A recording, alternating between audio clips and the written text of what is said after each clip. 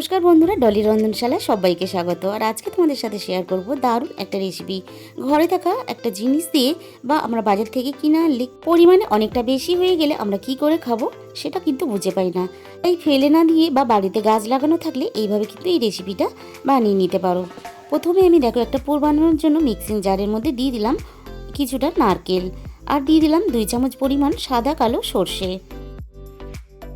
আর এখানে দিয়ে দিলাম আমি 1 চামচ পরিমাণ পোস্তর পরিমাণটা তোমরা কম বেশি করে নিতে পারো। আর দিয়ে দিলাম ঝালের জন্য কাঁচা লঙ্কা। ভালোভাবে আমি সব কিছু পেস্ট বানিয়ে নিলাম। এবারে দেখো কতগুলো আমি পুঁইশাকের পাতা নিয়েছি, একটু বড় সাইজের পুঁইশাকের পাতা এখানে লাগবে। পাতাগুলো আমি পরিষ্কার করে ধুয়ে নিয়েছি। তারপর যে পুরটা বানিয়েছিলাম এইভাবে পুরটা দিয়ে দু সাইড থেকে এইভাবে আমি ভাঁজ করে নেব। দেখো আমি একটা রেডি করে নিলাম, আরও একটা আমি একইভাবে দেখিয়ে দিলাম।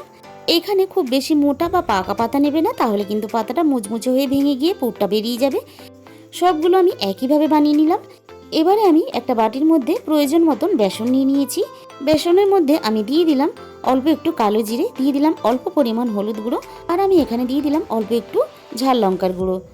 সমস্ত শুকনো উপকরণ আমি খুব ভালোভাবে প্রথমে মিশিয়ে নিলাম। এরপর দেখো অল্প করে আমি প্রথমে জল দিয়ে দিলাম। এবার আমি একটা বেসনের ব্যাটার বানিয়ে নেব। একসাথে অনেক বেশি পরিমাণ জল দেবে না, তাহলে কিন্তু পাতলা হয়ে যেতে পারে। আমি আবারও একটু জল দিয়ে দিলাম। এখানে আমি একটা ঘন ব্যাটার বানিয়ে নিলাম।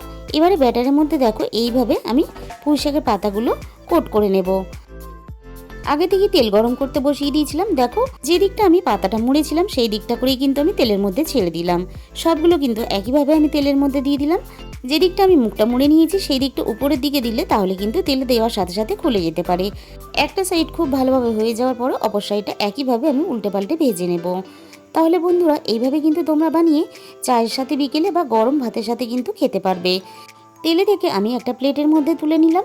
বাকিগুলো আমি একইভাবে ভেজে নেব। তাহলে বন্ধুরা আজকের রেসিপিটা তোমাদের যদি ভালো লেগে থাকে অবশ্যই ভিডিওতে একটা লাইক করো আর কমেন্টের মাধ্যমে জানিও।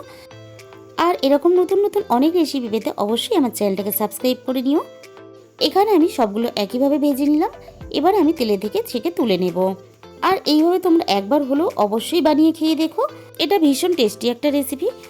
আর এইভাবে বানালে ছোট থেকে বড় সবাই পছন্দ করবে। আজকে তাহলে এই পর্যন্ত। আর তোমাদের মূল্যবান সময় দিয়ে আমার ভিডিওটা শেষ পর্যন্ত দেখার জন্য অসংখ্য ধন্যবাদ।